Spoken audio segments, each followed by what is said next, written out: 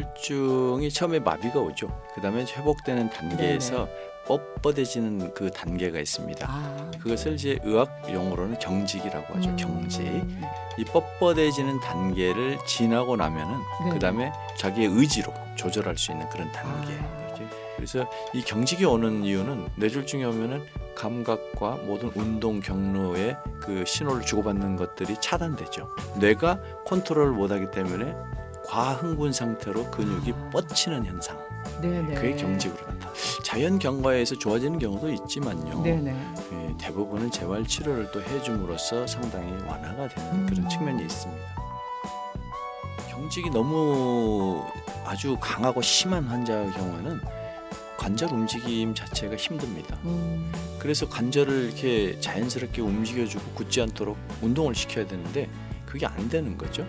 그래서 그런 그 경직 상태가 오래 지속되다 보면은 이제 2차적으로 관절이 굳는, 완전히 굳어가지고 강직 상태로 되는, 굳어서 움직이지 않게 되는 그런 상태가 되는 거죠. 또 이제 이 경직 자체로 인해서 이제 이 반사가 이제 심하게 일어나면은 갑자기 균형을 잃게 돼서 넘어지는 반대로. 뭐 딱 다리를 디뎠는데 경직이 심하게 일어나서 다리가 떨리는 환자들도 있습니다. 심하게 덜덜덜 떨리죠. 그러면 이제 그게 균형을 못 잡으면 쓰러지게 되죠.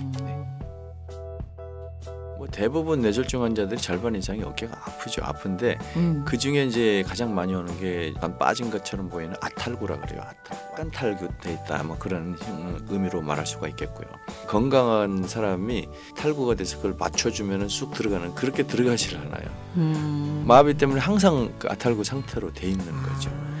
한번 이렇게 넣어준다고 들어가는 게 아니죠. 다시 또 빠지는 거죠. 그래서 그런 환자들은 아탈구를 예방하고 교정해주기 위한 보조기가 따로 있습니다.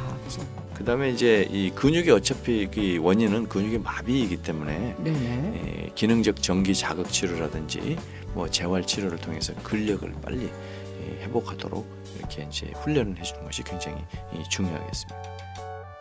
그 뇌졸중 후에 요실금이 상당히 많습니다. 요실금을 경험하게 되는 그 크게 한 두 종류로 나눌 수 있어요.